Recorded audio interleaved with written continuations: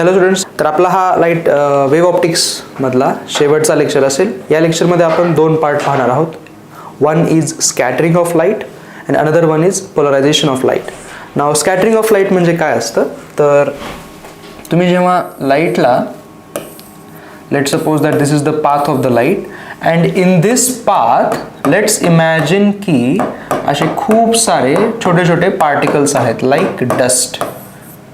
एअरपेक्षा मोठे असणे जरुरी आहेत, हे डस्ट पार्टिकल्स आहेत. तर काय होतं की ही जी लाईट आहे, ही लाईट या डस्ट पार्टिकलवरती इन्सिडेंट होते. तर डस्टमध्ये असणारे जे ॲटम्स आहेत त्याच्यामधले जे इलेक्ट्रॉन्स आहेत, those electrons absorb that light. They absorb some portion of or all of the light. आणि आपल्याला त्यांच्या एनर्जीज माहिती आहेत. हा असा इलेक्ट्रॉन इथं असतो, राईट. इलेक्ट्रॉन वरच्या एनर्जी स्टेटवरती जंप करतो due to this absorbed energy, है ना.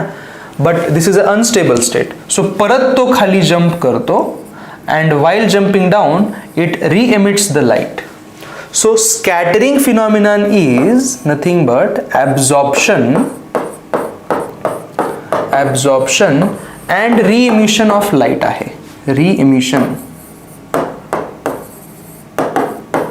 absorption and re-emission of light, ते म्हणजे स्कॅटरिंग आहे. मग होतं काय, समजा ही तुम्ही अशी ग्रीन कलरची जर लेझर वापरलेली असेल which falls on this dust, तर होतं काय, मग ही लाईट अशी जाताना या डस्टवरती पडते, त्याच्यातले प्रत्येक ॲटम इलेक्ट्रॉन हे ॲब्झॉर्ब करतात आणि जेव्हा रिइमिट करतात, they reemit the light in all the possible direction. सगळीकडे हे असे रिइमिट केले जातात, हे असे सगळीकडं. Okay, there is no one preferred direction, हे असं, ठीक आहे. आणि त्यामुळं मग तुम्हाला हे असे डस्ट पार्टिकल असे चमकल्यासारखे दिसतात, right. This happens in everyday life. आपण अशी लेझर लाईट जर अशी डस्ट पार्टिकल्स वरती टाकली, तर डस्ट पार्टिकल असे चमकताना, हवेमध्ये असे तरंगताना दिसतात आपल्याला. तिथे ॲक्च्युली स्कॅटरिंग सुरू आहे. The light is absorb by the dust particles and again reemitted in all the possible directions, ठीक आहे. तर जनरली हे जे स्कॅटरिंग असतं, वेगवेगळ्या टाईपचे स्कॅटरिंग आहेत. We talk about Rayleigh scattering. तर हा जो रायले स्कॅटरिंग असतो, त्याचं जे प्रमाण असतं, प्रोबॅबिलिटी जी असते स्कॅटरिंगची, ती इन्व्हर्सली प्रपोर्शनल असते 4th पॉवर ऑफ वेवलेंथ. म्हणजे वेवलेंथ जशी जशी कमी व्हायला लागते तसं स्कॅटरिंग जे आहे ते वाढायला लागतं. म्हणजे blue colour, indigo colour, violet colour, they are scattered the most in this way. Rayleigh स्कॅटरिंगमध्ये जास्त स्कॅटरिंग ही तुमची ब्ल्यू कलरची, वायलेट कलरची, इंडिगो कलरची होत असते. ओके, कारण त्यांची वेवलेंथ कमी आहे. Red colour is scattered less. Orange, yellow are scattered less because they have higher wavelength, है ना. मग ब्ल्यू, वायलेट आणि इंडिगो यांचं स्कॅटरिंग जास्त होतं. त्यामुळं the reason that the sky is blue is because of scattering. हा पॉईंट तुम्ही लिहून घेतला पाहिजे. The reason that the sky appears blue is because of scattering of light. म्हणजे काय होतं, डस्ट पार्टिकल्स जे आहेत सगळीकडं त्यांच्यावरती सनलाईट पडते. Sunlight has all the wavelengths, पण त्याच्यामधलं जो ब्ल्यू आहे तो सगळ्यात जास्त स्कॅटर होतो because of this phenomenon. Scattering sorry,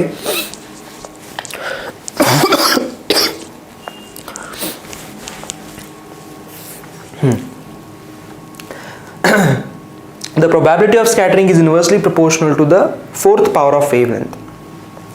मग ब्ल्यूचं स्कॅटरिंग जास्त होतं म्हणून तुम्हाला स्काय हे ब्ल्यू अपियर होतं. नाव वायलेट पण आहे त्यात, तो मग आपल्याला वायलेटचं पण स्कॅटरिंग जास्त व्हायला पाहिजे. मग आपल्याला स्काय जे आहे ते वायलेट का नाही दिसत? It is because of our sensitivity of eye. आपले जे डोळे आहेत ते जास्त सेन्सिटिव्ह आहेत टुवर्ड्स ब्ल्यू, म्हणून आपल्याला तो ब्ल्यू दिसतो, ठीक आहे. Nothing else. So sky is blue, याचं रिझन आहे स्कॅटरिंग. याचं रिझन आहे स्कॅटरिंग, बरं का, अजून काही नाही. All right. And scattering is inversely proportional to 4th power of wavelength. As the wavelength increases, the scattering decreases. मग ह्याचा अजून एक फिनॉमिनन आहे, अजून एक ह्याचं ॲप्लिकेशन आपण म्हणू शकतो की समजा असे खूप सारे इथं डस्ट पार्टिकल्स आहेत, खूप सारे डस्ट पार्टिकल्स आहेत असे, है ना. तर इथून मी जर रेड कलर जर असा लेझर टाकत असेन तर बिकॉज रेडची वेव्हलेंथ खूप जास्त हाई आहे म्हणून त्याचं स्कॅटरिंग जे आहे ते कमी होतं. म्हणजे काय होतं, हा जो इकडं थांबणारा जो काही ऑब्झर्वर आहे, the observer at this side, काय होईल त्याला इथून येणाऱ्या रेड लाईट जी आहे ती डस्ट पार्टिकल्स थ्रू येणार आहे ना, तर स्कॅटरिंग कमी होतं म्हणून याला रेड लाईट हा चांगला दिसतो. म्हणून इथं कितीही डस्ट पार्टिकल्स असू द्या, हा ऑब्झर्वर कितीही लांब असू द्या, he would be able to see red very clearly or orange or yellow very clearly because the scattering phenomenon is to a lower percentage. तिथंच जर इथं ब्ल्यू असताना तर ते लांब पर्यंत ऑब्झर्वर पर्यंत गेले नसते, कारण ही लाईट इथूनच बाहेर माशी पडली असती. जर ही ब्ल्यू असती तर जास्त बाहेर पडली असती. त्यामुळं स्कूल बसेसचा कलर हा येलो असतो बिकॉज ऑफ द स्कॅटरिंग. कारण स्कूल बस येलो आहे त्यामुळे काय होतं मग हवेमध्ये हे खूप सारे डस्ट पार्टिकल्स आहेत. Even the driver who is at a very large distance can see की there is a bus, yellow coloured bus meaning a school bus, and he has to drive slowly, he has to drive carefully. किंवा जे तुमचे sirens असतात त्या सायरन्सवरती जो colour असतो तो red कलरचा त्यामुळे असतो कारण त्याचं स्कॅटरिंग कमी होतं and it can travel to a larger distance. समजतं? तर असे हे खूप बेसिक फिनॉमिनन आहेत जिथे स्कॅटरिंगचा यूज केला जातो. ठीक आहे. एक तुम्हाला एक्सपेरिमेंट मी आता दाखवणार आहे, व्हिडिओ आहे यूट्यूबवरचा, वॉल्टर लुईन यांचा हा व्हिडिओ आहे, चेक इट आउट. इथं ऑलरेडी सुरू केला होता आपण. हा बघा इथं काय केलेलं आहे त्यांनी, हा जो पोर्शन दिसतोय तुम्हाला इथं, दिस पोर्शन हिअर, हा जो पोर्शन इथं आहे, इथून एक लाईट, हाय इंटेन्सिटी व्हाईट लाईट अशी वर येते वर्टिकली अपवर्ड, आणि त्या पाथमध्ये असे हे सिगरेट्सचे काही जळती सिगरेट्स ठेवलेले आहेत. सो त्यांचं धूर बाहेर पडतोय, smoke, so which is a dust, है ना. तर बघा तुम्हाला इथं ब्लूइश टेंट जरासा दिसतो है ना. आपण असं समोर आहोत इकडं 90 डिग्रीला व्ह्युअर्स, ही लाईट अशी येते, त्या प्रॉपगेशनला 90 डिग्रीला आपण आहोत है ना, इकडे सगळे बसलेले. तर यू कॅन सी की थोडंसं ब्लूइश टेंट या स्मोकला येत असतो. ठीक आहे. हे होत आहे स्कॅटरिंग आहे. आता इथून येणारी ही व्हाईट लाईट बघा, या रिजनमध्ये तुम्हाला इथं व्हाईट लाईट दिसत नाहीये किंवा ब्ल्यू लाईट दिसत नाहीये, तुम्हाला इथं पण थोडंसं ब्ल्यूइश जास्त दिसतं बघा. इथं का बरं कोणता कलर दिसत नाही, कारण इथं पार्टिकलच नाही आहेत की ज्याच्यावरती ते पडेल, ॲब्झॉर्ब होईल आणि परत रिमिट होईल. करेक्ट. सो हे जे पोर्शन तुम्हाला दिसतोय this is because of scattering. Alright. आता ह्याचाच एक खूप चांगला एक्सपेरिमेंट त्यांनी केलेला आहे, sky is blue and why the sunsets are red. त्याचं पण कारण स्कॅटरिंग आहे, तर तो मी तुम्हाला इथंच दाखवणार आहे बघा. ऑलराईट.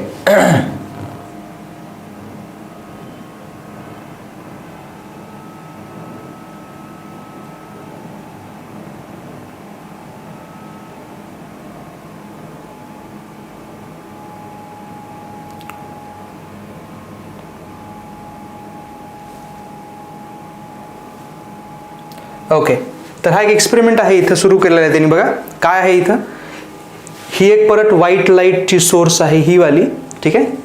हे एक कंटेनर आहे ज्याच्यामध्ये एक केमिकल रिॲक्शन चालणार आहे. दिस इज द लिक्विड, आणि ह्याच्यामध्ये त्यांनी एक आता वरून एक सोल्युशन मिक्स केलेलं आहे. सो हे दोन सोल्युशन जेव्हा मिक्स होतात प्रेसिपिटेट्स सुरू होतात. प्रेसिपिटेट्स म्हणजे छोटे छोटे पार्टिकल्स आहे बघा, हे छोटे छोटे पार्टिकल्स इथे दिसत आहेत तुम्हाला, लिक्विडमध्ये अधांतरी दिसत आहेत. तर ह्या हळूहळू क्रिएट होणार आहेत. हळूहळू ही प्रोसेस जशी जशी पुढे जायला लागते, इट्स अ स्लो प्रोसेस.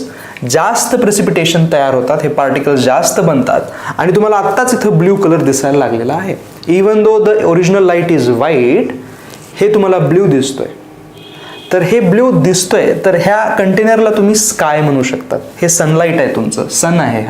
हा असा इथून लाईट पाठवतोय, हे डस्ट पार्टिकल्स आहेत ॲटमॉस्फिअर मधले, आणि हे असे ब्ल्यू कलर बाहेर सोडतात, आणि आपण इकडं अर्थवरती इकडं आहोत मे बी, किंवा इकडं खाली आहोत, and we can see that liquid appears to be blue to us. तर हे त्याचं कारण आहे. ठीक आहे. आणि जसं जसं हे रिॲक्शन पुढे जात जाईल ना, हे ब्ल्यू इंटेन्सिटी वाढत जाते, कारण तिथे जास्त प्रेसिपिटेट्स बनतात, जास्त स्कॅटरिंग होतं. करेक्ट. आणि इथं मग पुढे ही लाईट पुढं भिंतीवरती टाकलेली आहे, ती पण आपल्याला पाहायची आहे हळूहळू काय होतं बघा, है ना. तर हळूहळू ही रिॲक्शन वाढत गेलेली आहे. हा ब्ल्यू कलर जो आहे तो हळूहळू वाढत जातो, म्हणजे इथं प्रेसिपिटेट जास्त बनत आहेत.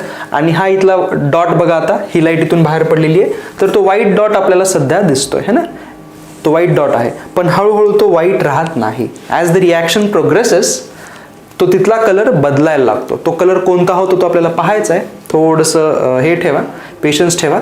बघा हे हळूहळू इथली ब्ल्यूची इंटेन्सिटी हळूहळू आता वाढत जाणार आहे. Okay, the blue colour intensity is going to increase. आणि इथला कलर मग त्यामुळं बदलायला लागतो बरं का. तो कोणता होतो तो एकदा चेक करूयात आपण. थोडंसं पुढं घेतोय मी. हे बघा हळूहळू कलर कसा बदललाय, येलोइश झालेला आहे आता, राईट, येलोइश झालेला आहे. हे कसं काय झालं आता. आणि अजून जर तुम्ही थांबलात पुढं व्हिडिओच्या एंडपर्यंत तर हा कलर हळूहळू रेड व्हायला लागतो. द सनसेट्स आर रेड, तर तो तुमचा सनसेटचा कलर आहे रेड. मग हे व्हायलंय काय, व्हॉट इज दिस. तर ॲक्च्युली काय होतं बघा, इथून जी व्हाईट लाईट पडते ना ह्या सोल्युशनवरती पडते आणि इथून ब्ल्यू कलर जे आहेत, ब्ल्यू, वायलेट, इंडिगो, ग्रीन वगैरे हे बाहेर पडायला लागतात ड्यू टू स्कॅटरिंग. मग जे कलर रिमेनिंग राहतात ते पुढे जाणार आहेत. सी, व्हाईट कलर हा व्हाईट का बरं आहे, बिकॉज इट हॅज 7 सेगमेंट्स. त्या लोकांचं कॉम्बिनेशन आहे म्हणून तो व्हाईट आहे. त्यामधलं तुम्ही जर एक पोर्शन काढून टाकलात, लोअर वेवलेंथवाला पोर्शन, तर जो रिमेनिंग आहे तो बाहेर दिसेल ना. तर म्हणजे हे काय व्हायलंय, सनसेट्स आणि सनराईजवरती हे ॲटमॉस्फिअर इतकं जास्त सनपासून तुमच्यापर्यंत, सनसेटला कसं असतं, सन हा हॉरिझॉन लेवलला असतो, करेक्ट. तर तुमच्यापासून सनपर्यंत अर्थचं खूप सारं ॲटमॉस्फिअरमध्ये आहे. तर तो पूर्ण ब्ल्यूला येत असताना त्या रेजला त्यातला ब्ल्यू हा बाहेर काढला जातो. तो ब्ल्यू ॲज अ स्काय तुम्हाला दिसतो. पण जेव्हा ब्ल्यू निघून जातो तर मग सनमध्ये राहिलेला रेड कलर तुम्हाला ॲज अ सनसेट तुम्ही तो म्हणतात. सो सनचा कलर तसाच राहतो. It is just because of these dust particles, the position of the sun, because of which it appears that the sun has become red. ठीक आहे. तर अशा पद्धतीनं हा डेमो आहे. Okay, you can check it out on the YouTube. Alright. तर स्कॅटरिंगमुळं sun appears blue and the sunset appear to be red. ठीक आहे. आता आपला शेवटचा पार्ट आहे या चॅप्टरचा, तो आपण संपवून टाकूयात, which is polarisation of light. Polarisation of light. Now what is this phenomenon, आहे काय हे. तर पोलरायझेशन ऑफ वेव एक कॉन्सेप्ट असते, ज्याच्यामध्ये काय आहे बघा, समजा माझ्याकडे एक चेअर आहे, ही चेअर आहे अशी, आणि चेअरचा जो मागचा जो बॅक असतो सपोर्टसाठी, त्याच्यामध्ये अशा ओपनिंग्स केलेल्या असतात, करेक्ट. हे अशा ओपनिंग्स केलेल्या असतात, वी ऑल नो दिस है ना. हे अशा ओपनिंग असतात चेअरला, हे असं बसण्यासाठी जागा असते इथं. मी डायग्राम नाही काढलेली. हे अशी ओपनिंग असते इथं, सॉरी,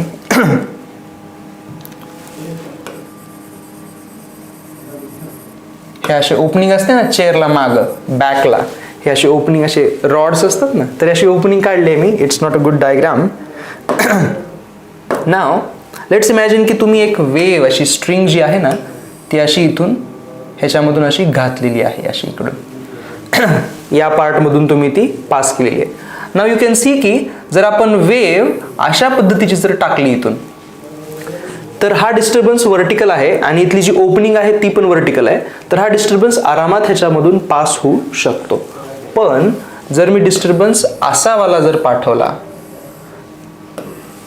म्हणजे ओपनिंग जी आहे ती अशी आहे, ओपनिंग अशी आहे, पण डिस्टर्बन्स मी असा पाठवतोय, असा केलेला, तर ही ओपनिंग काय करेल, म्हणजे हे जे इथले एंड्स असतील, हे वाले एंड्स, ह्या डिस्टर्बन्सला पुढे जाऊ देणार नाहीत ना. समजतंय का. म्हणजे ओपनिंग जर अशी असेल तर आरामात हा डिस्टर्बन्स जाऊ शकतो, पण या ओपनिंगला हा डिस्टर्बन्स नाही जाऊ शकणार, राईट. तर पोलरायझेशन म्हणजे काय आहे, it is a phenomenon by which the disturbance in only one direction is allowed through the opening and perpendicular direction disturbances are stopped or restricted. म्हणजे एका डायरेक्शन मधले डिस्टर्बन्स जाऊ द्यायचे, परपेंडिक्युलर डायरेक्शन मधले स्टॉप करायचे, त्याला आपण पोलरायझेशन ऑफ वेव्ह म्हणतो है ना. तर लाईटचं पण पोलरायझेशन करता येतं. आता लाईटमधला जो डिस्टर्बन्स असतो तुम्हाला जर आठवत असेल तर आपण काय म्हणलं होतं, लाईटमधला डिस्टर्बन्स हा परपेंडिक्युलर असतो. Light is a transverse wave म्हणलं होतं. आणि लाईट जेव्हा ट्रॅव्हल करते सराउंडिंगमधून it creates disturbance in the electric field. Correct. आता समजा माझ्याकडं ह्या ज्या रूममध्ये ह्या ज्या सगळे सोर्सेस आहेत, ह्या सोर्सेसमधून ही लाईट अशी येते इथं माझ्यापर्यंत आहे ना, तर हे प्रॉपगेशन आहे असं, हे प्रॉपगेशन आहे असं. तर जे इलेक्ट्रिक फील्ड आहे ते ह्याला परपेंडिक्युलर ऑसिलेट होईल म्हणजे अशा पद्धतीनं. करेक्ट. पण ही एकच परपेंडिक्युलर डायरेक्शन आहे का? नाही. हे असंही ऑसिलेट होऊ शकतं. ही डायरेक्शन ऑफ प्रॉपगेशन आहे बरं का. आणि हे इलेक्ट्रिक फील्ड आहे, असं ऑसिलेट होऊ शकतं, असं ऑसिलेट होऊ शकतं, असं ऑसिलेट होऊ शकतं, असं. हे सगळेच ह्याला परपेंडिक्युलर डायरेक्शन्स आहेत. So all directions are possible for electric field to oscillate. Correct.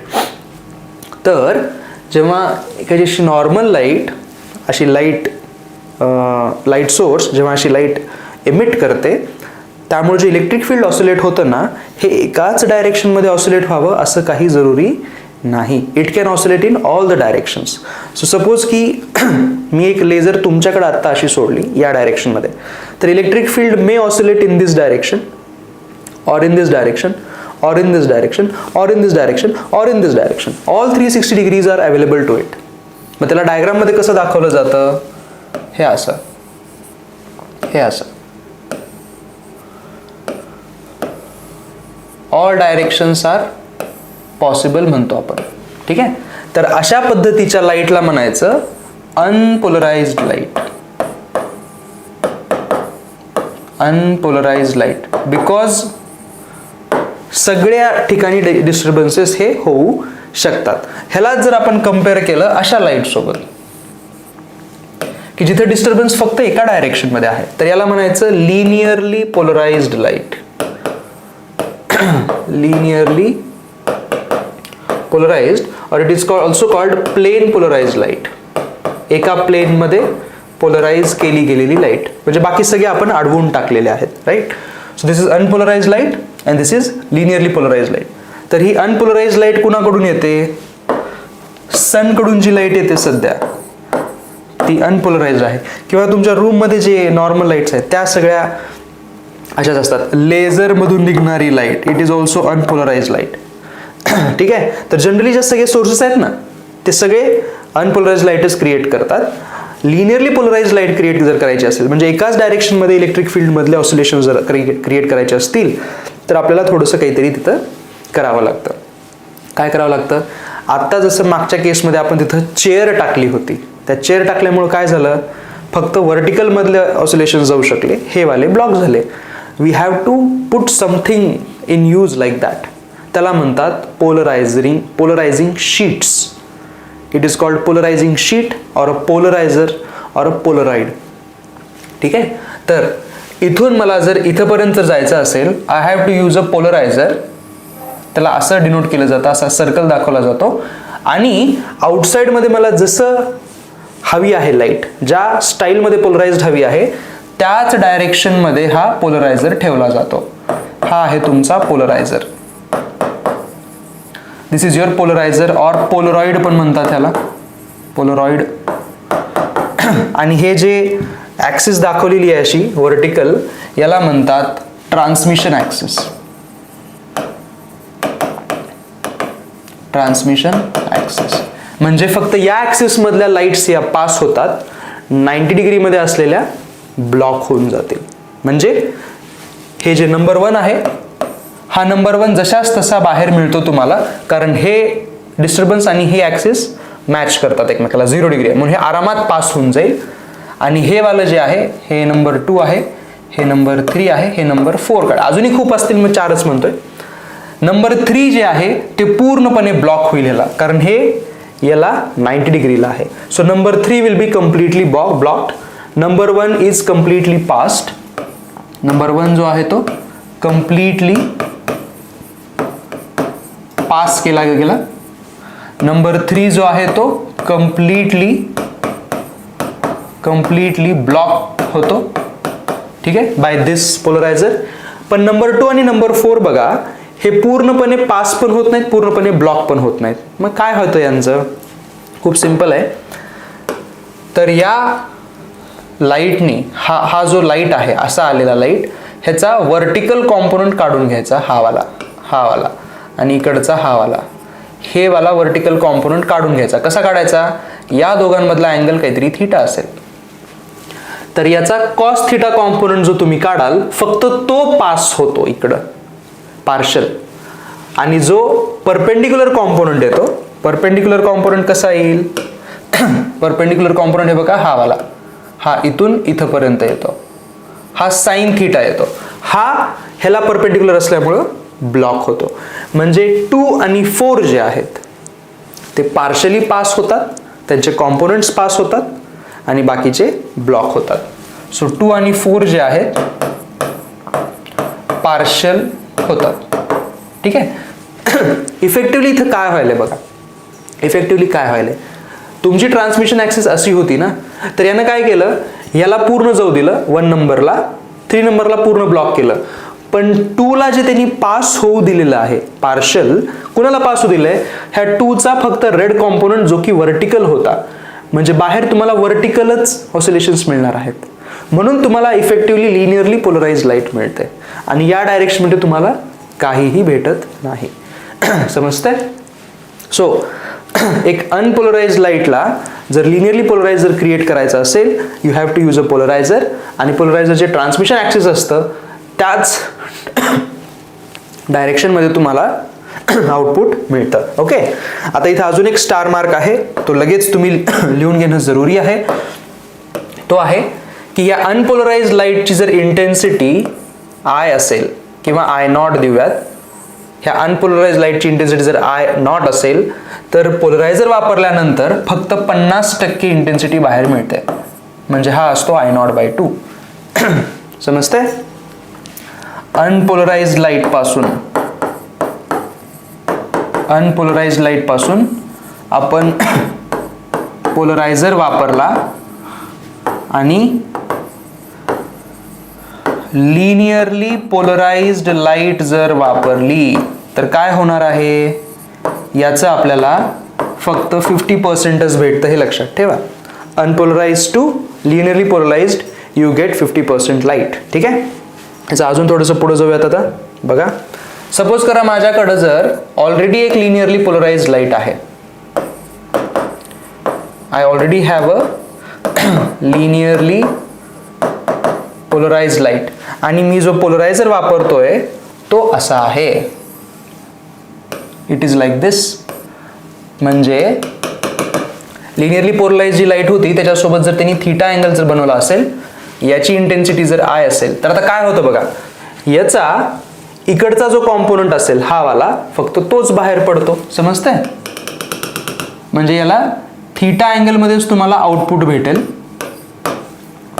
हे आउटपुट आहे. हे कसं आहे, अनपोलराइज्ड आहे का लिनियरली पोलराइज्ड आहे?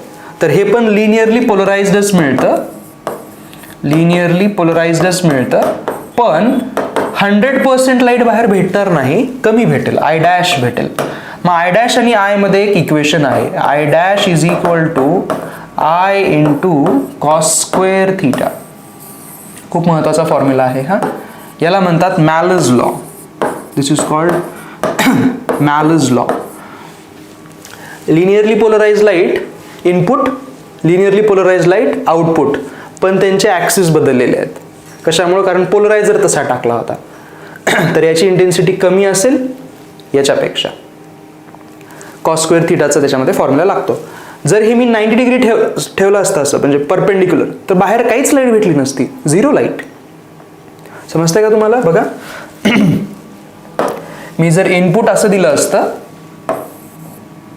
हे इनपुट जर मी दिलं असतं आणि पोलरायझर जर मी असा टाकला असता, हा असा पोलरायझर, तर या दोघांमध्ये 90 डिग्री आहे ना, हा फॉर्म्युला लावला असता आपण I into cos² 90 which is 0. मला आउटपुटच भेटलं नसतं काही, म्हणजे मी पूर्ण या लाईटला ब्लॉक करू शकलो असतो. This light would be completely blocked.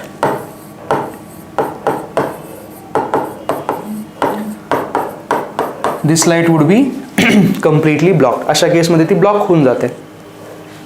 So unpolarised light जर वापरलात, आणि पोलराइज जर वापरलात, तर बाहेर तुम्हाला फक्त 50% मिळते. लिनियरली पोलराइजला जर पोलरायझर वापरला ॲट सम अनदर अँगल तर तुम्हाला ह्या फॉर्म्युलांना आउटपुट मिळू शकतं. ठीक आहे, ह्याच्यावरती एक आपण क्वेश्चन बघूयात. एक क्वेश्चन होता आपल्याकडे इथं.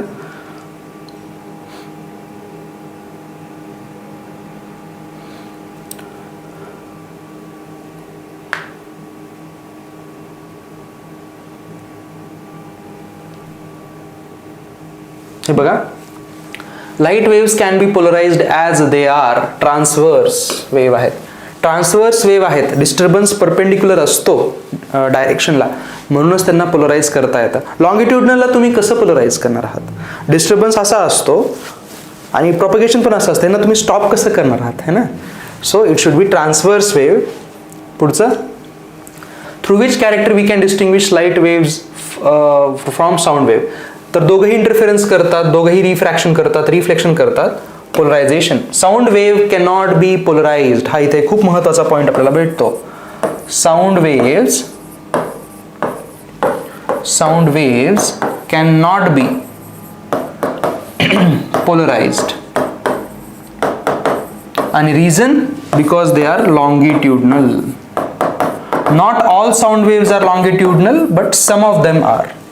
पण ज्या लॉंगिट्युडनल आहेत त्या आपल्याला पोलराइज करता येत नाहीत. ठीक आहे, न्यूमेरिकल आहे पुढचा. A polaroid is placed at 45 degree to an incoming light of intensity I0. Now the intensity of light passing through the polaroid after polarisation. Okay, 45 डिग्रीला ठेवलंय. Malus law, sorry, cos square 45 cos 45 is 1/√2, त्याचा square 1/2 म्हणजे 1/I/2 answer यायला पाहिजे. ठीक आहे, हे झालं. आता याच्यामध्ये अजून एक थेरी पॉईंट मला ॲड करावासा वाटतो की लिनियरली पोलराइज लाईट जी आपण बनवतो त्याच्यासाठी पोलराइड्स वापरायची गरज आहे फक्त, असं काही नाही आहे. There are other natural veg also. एक तर आपण आता मागच्या क्लासमध्ये स्कॅटरिंग पाहिलं है ना.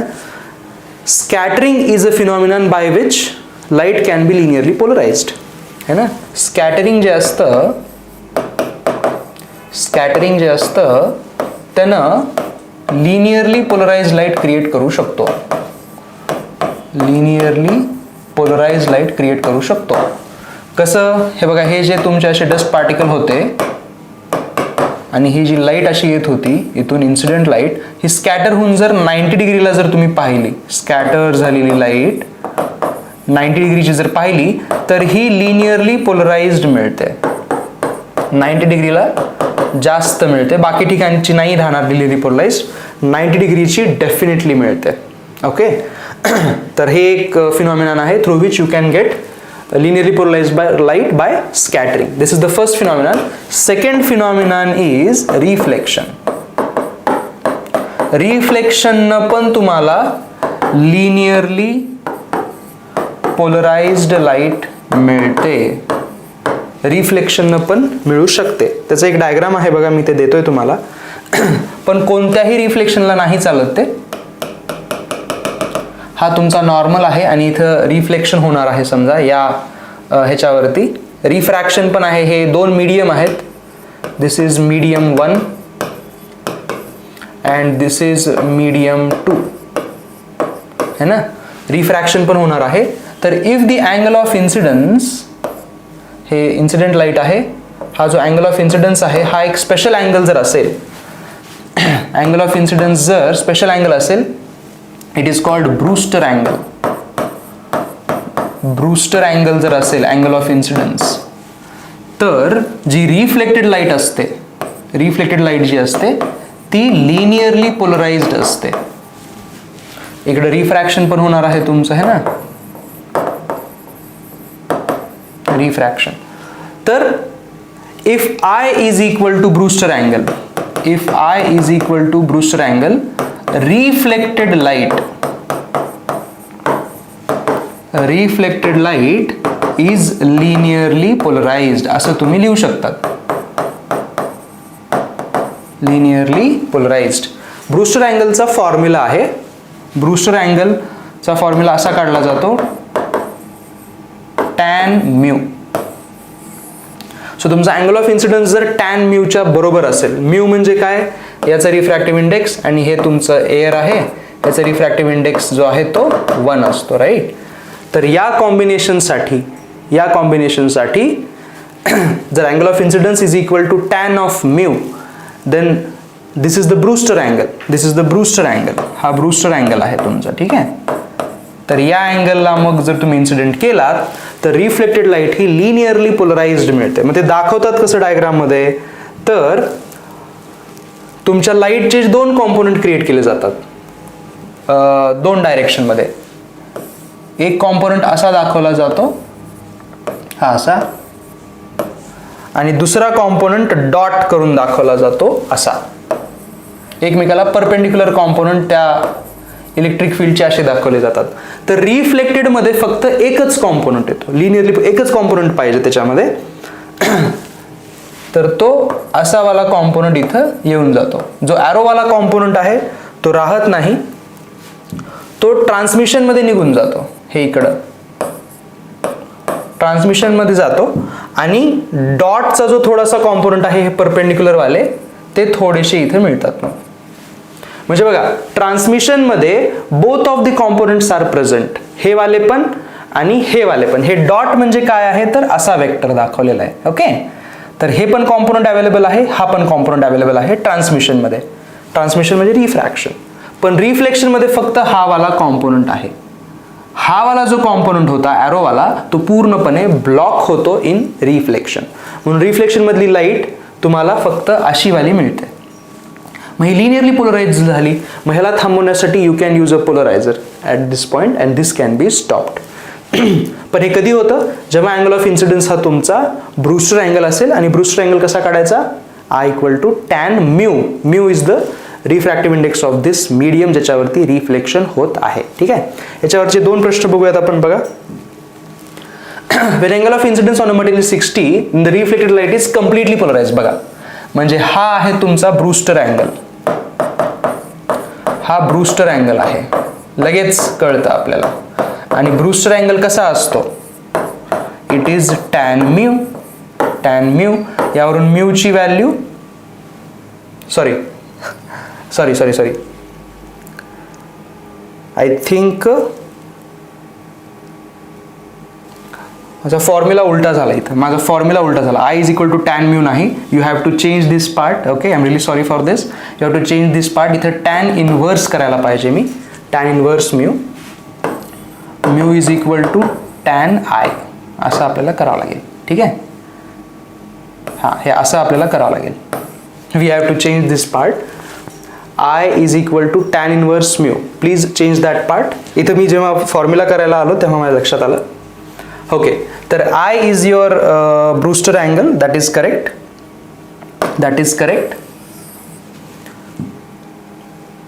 हां, okay. So tan I is equal to mu होणार, करेक्ट. बघा बरं, tan I is equal to mu, correct. हे आता बरोबर आहे. म्हणजे टॅन 60 डिग्री तुमचा म्यू झाला, म्हणजे म्यूची व्हॅल्यू आली √3. तुम्हाला रिफ्रॅक्टिव्ह इंडेक्स भेटला तर दुसऱ्या मीडियमचा. ते म्हणतायत what is the velocity of the refracted ray inside the material. मग आपल्याला रे ऑप्टिक्समध्ये माहिती आहे V is equal to C by mu असतं. C ची व्हॅल्यू आहे 3 × 10⁸ डिवाइड बाय म्यू इज √3. हे आन्सर आलं √3 × 10⁸ मीटर पर सेकंड. हे अशा पद्धतीनं आपलं आन्सर येऊ शकतं. आहे का? हां, थर्ड ऑप्शन आहे बघा. Please again change this part. इथं माझं इनव्हर्स लिहायचं राहून गेला होता. Okay, I is equal to tan inverse mu. I is the Brewster angle. Okay, अजून एक प्रश्न करूयात. The angle of incidence at which reflected ray is totally polarised for reflection from air to glass is. Okay, हेच आहे ना मग. I is equal to tan inverse mu ना. Tan inverse mu हाच तर होता formula. I is equal to tan inverse mu, correct. मग हेच आहे ऑप्शन. ओके, ठीक आहे. सोपा प्रश्न होता हा.